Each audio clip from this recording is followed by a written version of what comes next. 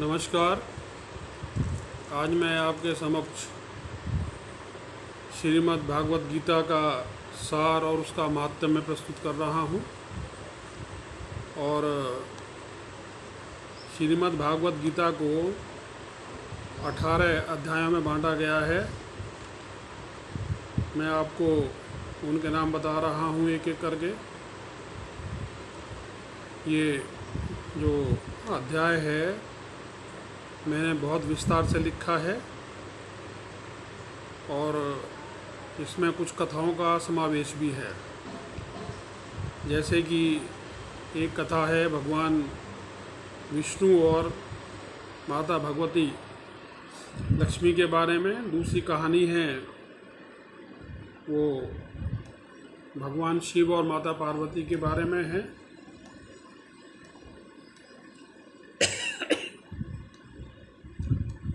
तो इसमें हमने आत्मा परमात्मा का संबंध भी देखा है। शुरू कर रहे हैं पहला अध्याय। पहला अध्याय है विषाद योग। जिस वक्त कुरुक्षेत्र में दोनों पक्षों की सेनाएं कौरव और पांडव सेनाएं एक दूसरे के सामने हुई तो अर्जुन के मन में बहुत दुख विषाद पैदा हुआ। अर्जुन ने सोचा कि मैं अपने बुजुर्गों से अपने भाइयों से युद्ध करूंगा, इसमें लाखों करोड़ों लोग मारे जाएंगे।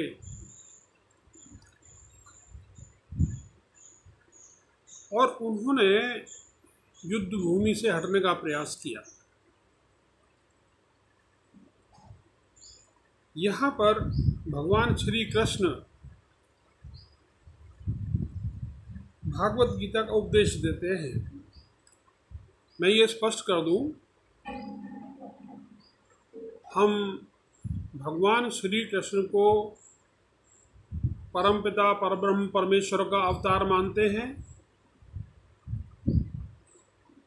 अन्यथा परब्रह्म परमेश्वर पृथ्वी पर स्वयं ही अवतीर्ण हो गए और उन्हें हम अवतारी कहते हैं। ये अध्याय विषाद योग, इसके पढ़ने से मनुष्य का अंतःकरण शुद्ध होता है और उसके अंदर विद्युता का अभिमान नहीं रहता। भवसागर यानी 84 लाख योनियों से गुजरने के बाद, मनुष्य बनने के बाद, इस भवसागर को पार करने में उसे परेशानी नहीं होती। यहाँ पर संदर्भ सुशर्मा नामक ब्राह्मण, एक वैश्या और एक तोते का वर्णन आता है, जिनका अंतःकरण शुद्ध हो गया इस अध्याय को सुनने के बाद और उन्हें मुक्ति प्राप्त हो गई। दूसरा अध्याय है सांख्य योग। सांख्य से तात्पर्य है ज्ञान।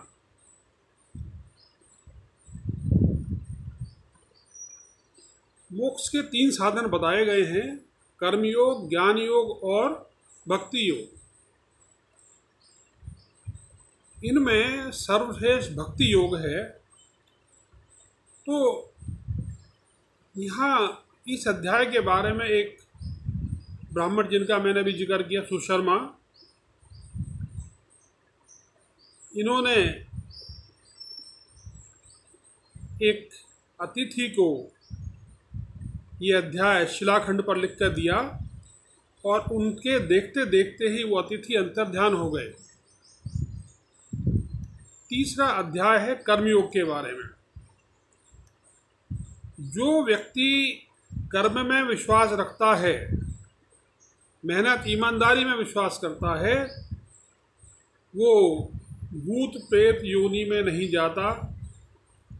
ऐसा साधक घोर नरक में पड़े हुए अपने बंधु बांधवों को, रिश्तेदारों को भी मुक्त करा देता है।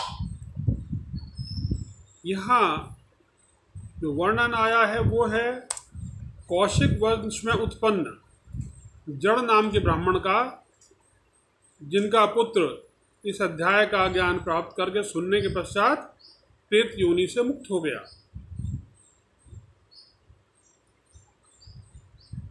चौथा अध्याय है ज्ञान कर्म संन्यास योग। संन्यास हमारी वर्ण व्यवस्था में, वर्णाश्रम जब हम कहते हैं, 4 ब्राह्मण और आश्रम, तो चौथा आश्रम है जो 75 साल की उम्र के बाद शुरू होता है। व्यक्ति अपनी समस्त जिम्मेदारियों को वानप्रस्थ आश्रम में ही अपने बच्चों को सुपुर्द कर देता है। उसके बाद वन प्रदेश को भी त्याग कर वो संन्यास ग्रहण कर लेता है और भिक्षाटन के द्वारा अपनी भोजन की आवश्यकताएं पूरी करता है। उसको किसी एक स्थान पर रुकने का अधिकार नहीं दिया गया। तो यहाँ पर जो साधक है वो सत प्रयासों से पापी और शापग्रस्त व्यक्तियों को वृक्ष योनि से मुक्त कराने में समर्थ हो जाता है। संदर्भ है भारत नाम के योगनिष्ठ महात्मा का, जिन्होंने शापग्रस्त अप्सराओं को जो बेर की योनि में थी उनको मुक्त करा दिया और उसके पश्चात उनका जन्म ब्राह्मण कन्या के रूप में हुआ। 5वां अध्याय है कर्म संन्यास योग। देखिए, कर्म तो एक ऐसी चीज है, जैसे ही व्यक्ति माता के गर्भ में आता है कर्म शुरू हो जाता है। जैसे वो सांस लेना शुरू करता है कर्म शुरू हो जाता है। जन्म के बाद दिल धड़कता है, आंखें घूमती हैं, पलक घूमते हैं, हाथ पैर चलते हैं। तो कर्म तो जीव के लिए एक अनिवार्य स्थिति है। इस कर्म संन्यास योग को सुनने के बाद पिंगल नामक ब्राह्मण और उनकी पत्नी, इन्होंने गिद्ध और तोते की योनि से मुक्ति कराई। जो व्यक्ति गिद्ध और तोते की योनि में थे उनको इस अध्याय को सुनने के बाद मुक्ति प्राप्त हुई। वे दोनों पूर्व जन्म का बदला लेने हेतु उत्तम ब्रह्मज्ञानी, एकांत सेवी, ममता रहित, शांत, विरक्त, किसी से द्वेष न रखने वाले महात्मा, जिनका प्रतिदिन गीता के 5वें अध्याय का जप करना नियम था, उन्होंने शुद्ध होकर शरीर को त्याग दिया। अब हम लेते हैं 6ठा अध्याय आत्म संयम योग। इसको सुनने अध्ययन करने वालों की मुक्ति हो जाती है। उन्हें अपने ऊपर इतना विश्वास आ जाता है कि वो समस्त व्याधि बीमारियों को छोड़कर, मानसिक द्वेषों को छोड़कर अपना ध्यान प्रभु में ही लगा लेते हैं और वो भगवान विष्णु के समान हो जाते हैं। एक ऋषि का संदर्भ आया है, रैक ऋषि हैं, और वो इस अध्याय का अध्ययन करने के बाद रैक नाम से विख्यात हुए, पूर्ण काम हो गए, उन्हें किसी वस्तु की आवश्यकता नहीं रही। 7वां अध्याय ज्ञान विज्ञान योग है और ये प्रेत सर्प योनि से मुक्ति कराता है।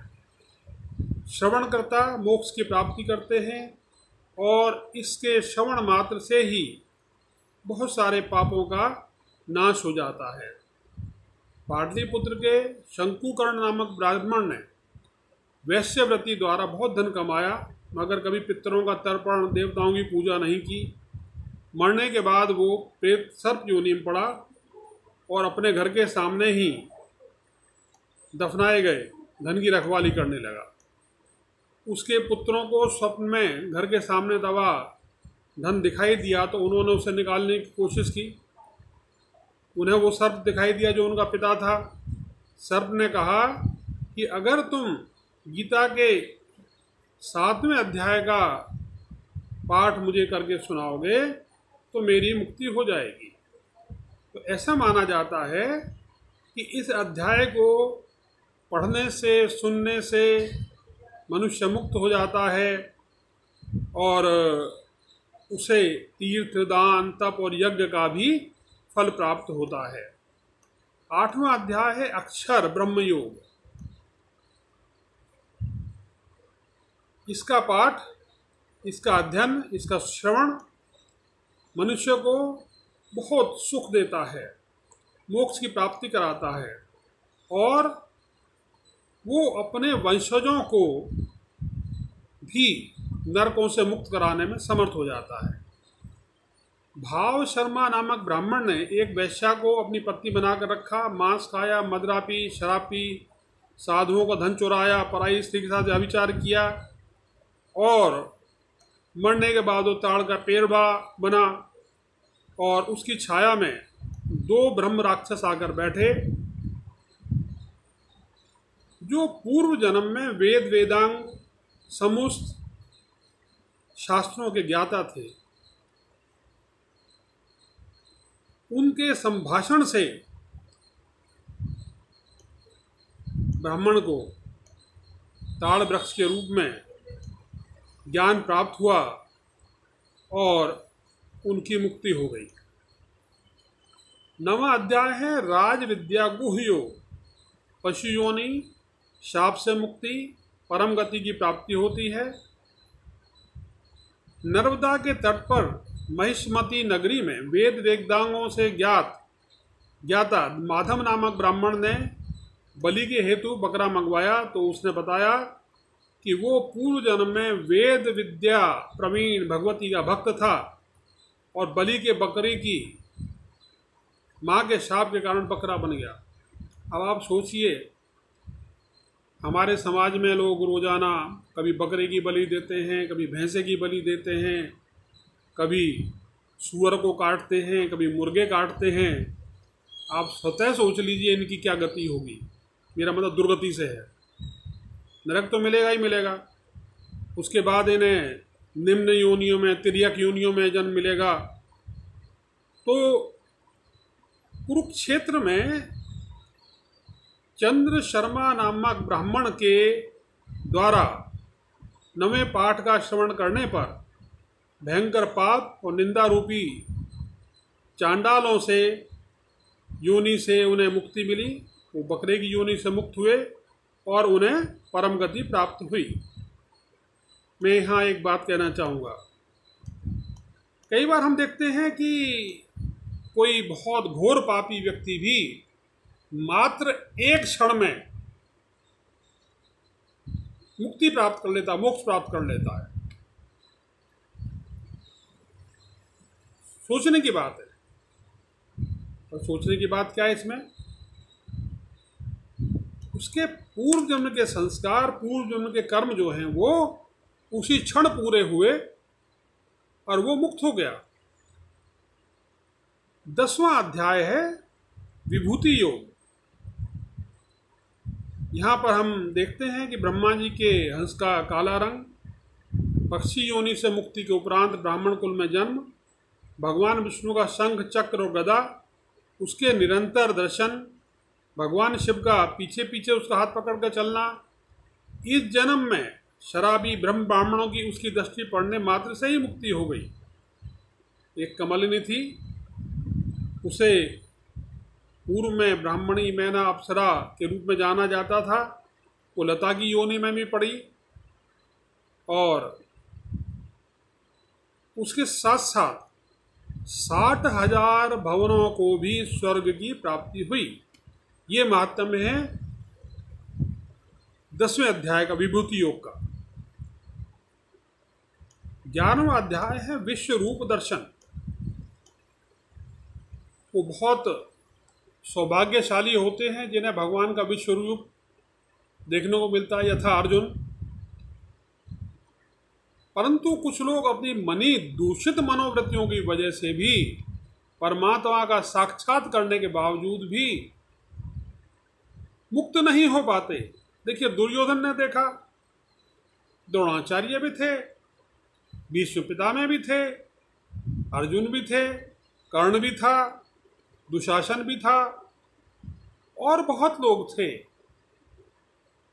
इन्होंने परमात्मा के साक्षात दर्शन करे, मगर अभागे पूर्वजनों के दुराग्रहों से ग्रस्त ये लोग परमात्मा के सामने होते हुए भी इनके पाप नष्ट नहीं हो पाए। अर्जुन को तो मोक्ष मिल ही गया, मोक्ष क्या मिलना था, वो तो स्वयं नर हैं, वो तो परमात्मा के ही रूप हैं। नर और नारायण दो ऋषि हैं, तो धर्मराज के पुत्र नर तो स्वयं उनके रूप हैं, परमात्मा के रूप हैं, तो उन्हें तो मुक्ति प्राप्त होनी ही है। स्वर्ग जाने के पश्चात अर्जुन का विलय नर में हो गया, और जिस वक्त भगवान श्री कृष्ण धरती लोक छोड़ के जा रहे थे, उस समय बलराम जी के शरीर से एक महासर्प निकला और समुद्र में चला गया, भगवान शेषनाग। और भगवान श्री कृष्ण के शरीर से ही भगवान विष्णु, नर और नारायण ऋषि ये भी निकले, ये अपने अपने लोग चले गए। तो इस 11वें अध्याय के श्रवण मात्र से ही ब्रह्म ज्ञान प्राप्त हो जाता है और शाप से उद्धार हो जाता है। माना जाता है कि मरोहों का पुनः जीवित होना, चतुर्भुज रूप, देवत्व की प्राप्ति, विष्णु धाम की प्राप्ति और महान पातकों का नाश। परंतु ध्यान रखिए, सुनने वाला सुन के इस कान से सुने, इससे निकाल दे, कानों से सुने मुंह से निकाल दे, उसको ग्रहण नहीं करे। हम जिस चीज को सुनने के बाद उस पर विचार करते हैं, मनन करते हैं, और हम इन चीजों को अपने दैनिक जीवन में अभ्यास में लाते हैं, इसके पश्चात ही वो चीजें हमारे मोक्ष मार्ग का साधन बनती हैं। हमारे यहाँ भारत में ढेरों प्रवचन करता है, और मुझे तो उनमें घोर पापियों का रूप दिखाई देता है। कई तो जेल में सड़ रहे हैं।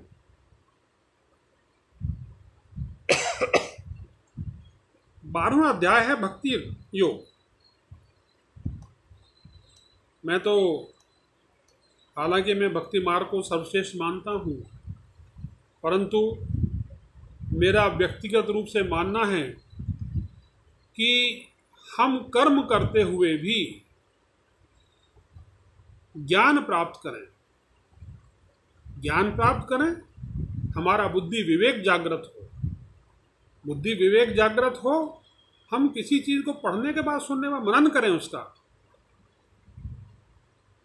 हम कर्म तो कर रहे हैं, विवेक जागृत नहीं है। भाई कर्म भी तो 3 तरह का है, सात्विक, राजसिक और तामसिक। सात्विक कर्म करेंगे तो ब्रह्मलोक तक जाएंगे, सत्यलोक तक भी पहुंच जाएंगे, सप्तऋषियों के लोक में पहुंच जाएंगे। स्वर्ग लोक तो सबसे नीचे की सीढ़ी है। राजसिक कर्म करेंगे तो क्या होगा, राजा बन जाएंगे। आजकल तो हर गली मोहल्ले में आप बहुत घटिया किस्म के नेताओं को देखते हैं।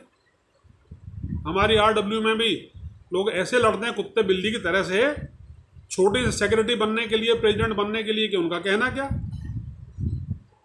कोई IAS अफसर बन रहा है, कोई PCS बन रहा है। भाई बन तो गए, बहुत अच्छा किया, बन गए, परंतु तुमने मिनिस्टर बनने के बाद, IAS अफसर बनने के बाद तुमने घोर दुष्कर्म किए, तो भक्ति योग कहां से प्राप्त करोगे। भक्ति योग के लिए तो सबसे पहली चीज मन का शुद्ध होना, कर्म का शुद्ध होना, विवेक का जागृत होना, धर्म कर्म में आस्था होनी। और एक बात और ध्यान रखना, धर्म माने एक ही चीज है, अपने कर्तव्य का पालन करना। वर्णाश्रम धर्म ही एकमात्र धर्म है। हम उसे सनातन धर्म भी कह देते हैं, हम उसे हिंदू धर्म भी कह देते हैं। अब तुमने सारा कुछ सीख लिया भाई, माँ बाप को भूखे मरने को छोड़ दिया, तुम काहे के धर्म मानने वाले हो? तुमसे अच्छे तो वो बंदर बंदरियां हैं जो अपने बच्चों को अपने से बड़ों की सेवा करते हैं। तुम्हें भक्ति कहाँ से जागृत होगी? भक्ति योग के लिए कर्म अनिवार्य है, विवेक का जागृत होना अनिवार्य है। और अगर हमारे अंदर भक्ति हो गई पैदा, हमारा कल्याण तो निश्चित है। यहाँ इसके संदर्भ में मैं थोड़ा वर्णन कर रहा हूँ। दक्षिण दिशा में कोल्हापुर माता भगवती की शक्ति पीठ है। समस्त देवता वहाँ जाते हैं। वहाँ करोड़ों तीर्थ और शिवलिंग मौजूद हैं। रुद्रगया भी वहीं है। माता लक्ष्मी के आदेश पर दरवाजे पर स्थित सिद्ध समाधि नामक ब्राह्मण से राजकुमार ने बताया कि उसके पिता का अंत हो गया है और उसके यज्ञ का घोड़ा भी चोरी हो गया है। सिद्ध समाधि ने इंद्र से घोड़ा वापस दिलवाया और राजा को जीवित किया। यज्ञ पूरा हुआ। ब्राह्मण को यह अलौकिक शक्ति भागवत गीता के 12वें अध्याय का प्रतिदिन आलस्य से रहित होकर जप करने से प्राप्त हुई और उसको सद्गति प्राप्त हुई, अर्थात मोक्ष प्राप्त हुआ। 13वां अध्याय है क्षेत्र और क्षेत्रज्ञ योग।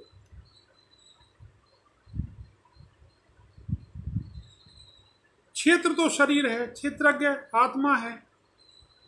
दक्षिण दिशा में तुंगभद्रा नदी के किनारे हरिहर में नामक जगह में भगवान श्री हरि विराजमान है। एक ब्राह्मण नाम था हरि दीक्षित, दुराचारा कामोत व्याभिचारिणी कुलता पत्नी के कारण अनेकों जन्मों में नरकों में भोग रहा। 100 मन्वंतों तक रोरक नरक की प्राप्ति हुई। मैं स्त्री की बात कर रहा हूँ। और उसके बाद दह नानक नर में गिराई गई वो औरत चंडालनी बनी, इस लोक में उत्पन्न हुई और अब यहाँ कोढ़ का शिकार हो गई, टीबी का शिकार हो गई, आंखों में परेशानी हुई। अंत में अपने निवास को गई जहाँ भगवान शिव के अंतःपुर की स्वामिनी जम्बिका देवी विराजमान है। वहाँ वासुदेव नामक ब्राह्मण के मुख से, जो कि गीता के 13वें अध्याय का पाठ करता था, उसको सुनने के बाद वो दिव्य देह प्राप्त कर गए, स्वर्गलोक चली गई। वैसे मेरा अपना खुद का जो लक्ष्य है वो स्वर्गलोक भी नहीं है। देवराज ने दर्शन दे दें कोई दिक्कत नहीं है, ब्रह्मा जी के दर्शन भी हो जाएं कोई दिक्कत नहीं है, भगवान विष्णु के दर्शन हो जाएं कोई दिक्कत नहीं है, परंतु इनके लोकों में जाने की मेरे मन में नहीं आती। मैं तो केवल इतना जानता हूँ कि परम पिता परब्रह्म परमेश्वर में हम लीन हो जाएं। मेरे परिवार का, बंधु बांधवों का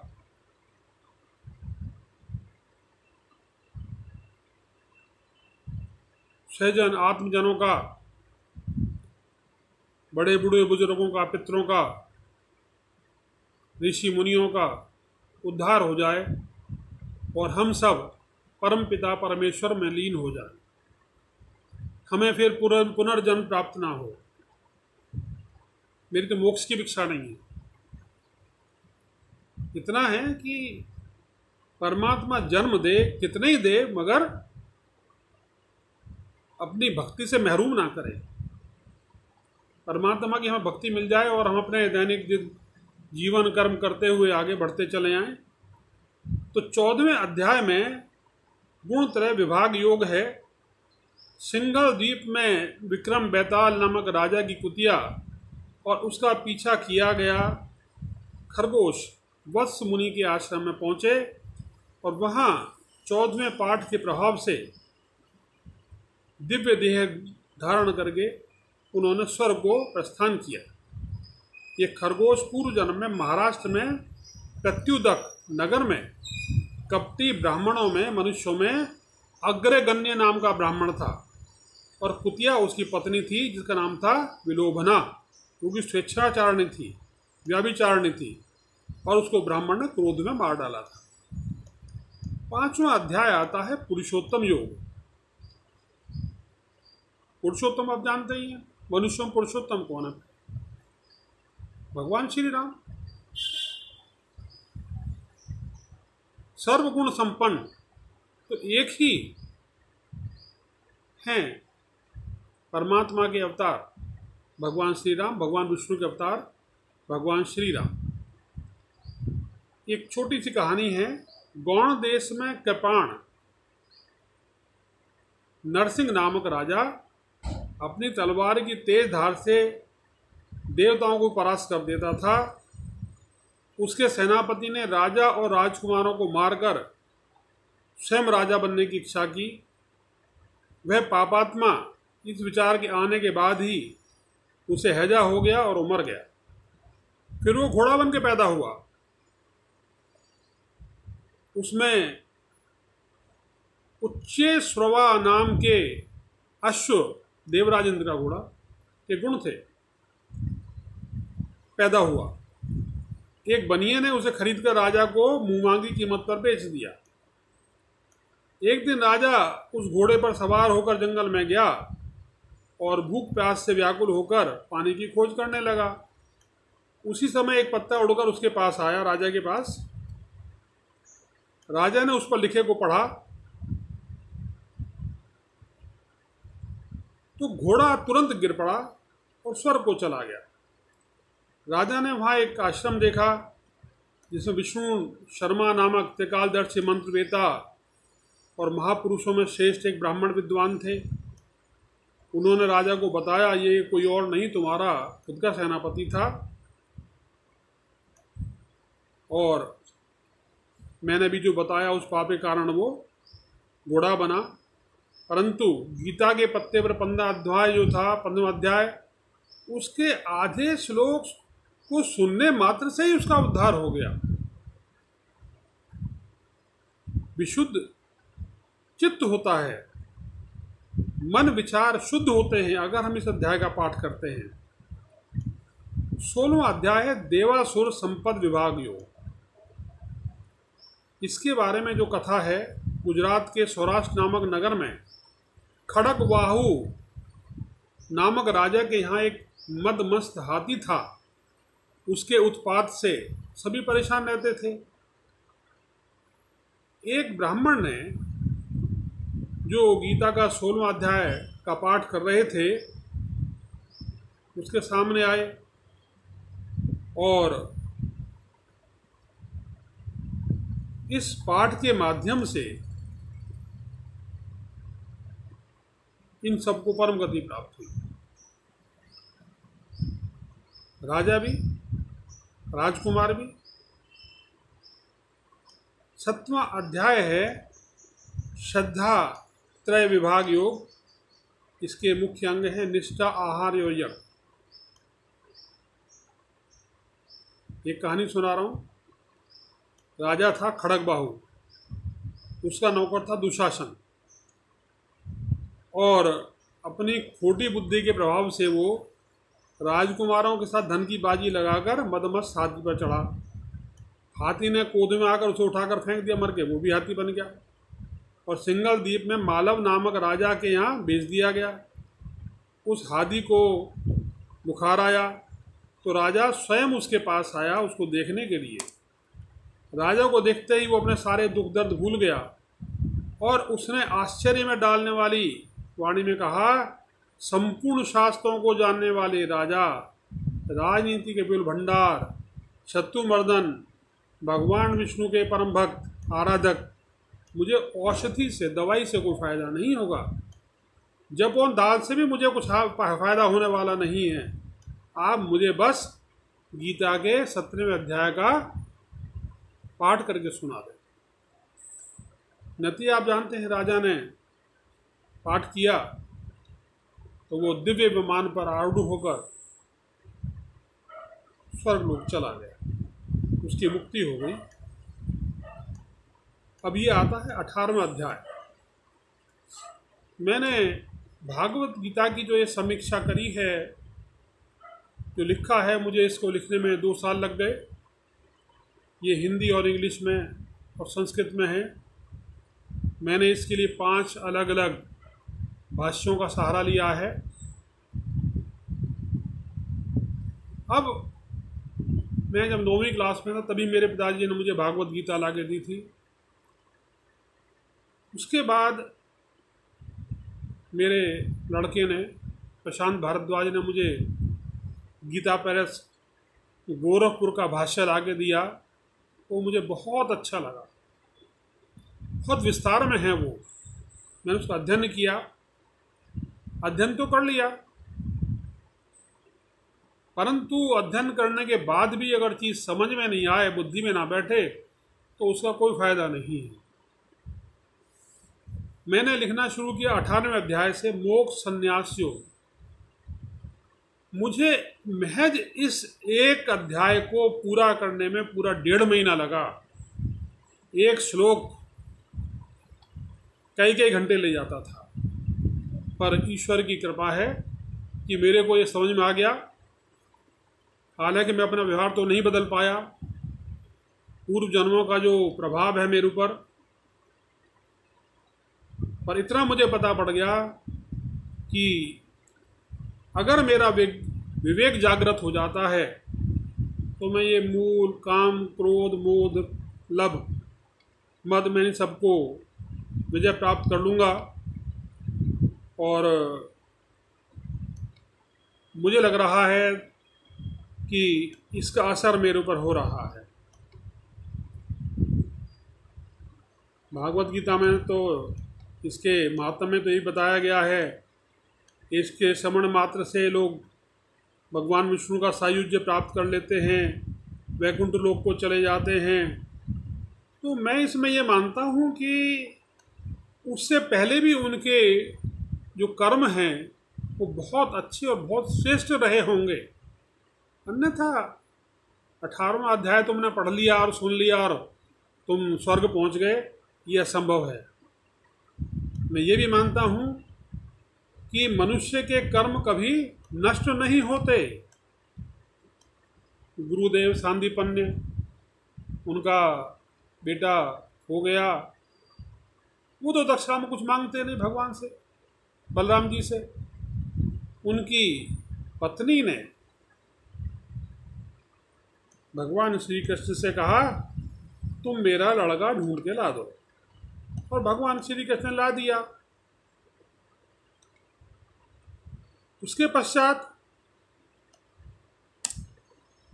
गुरु सांदीपन, जिन्होंने महज 32 दिन में उन्हें समस्त 64 विद्याओं का ज्ञान करा दिया था, उनको उन्होंने कहा कि देखिए, अभी आपके पूर्व जन्मों के संचित कुछ सत्कर्म मौजूद हैं।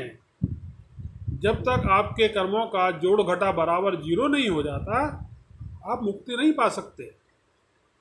इसके कुछ दिनों बाद ही आप मुक्त हो जाएंगे और आप मेरे लोक में, गौलोक में, कृष्ण लोक में आएंगे और मेरे पार्षद बनेंगे।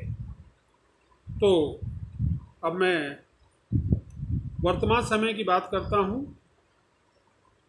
एक व्यक्ति हैं नोविकोव, रूसी हैं, भगवान कृष्ण के भक्त बन गए जब उन्होंने भागवत गीता का अनुवाद किया रशियन में।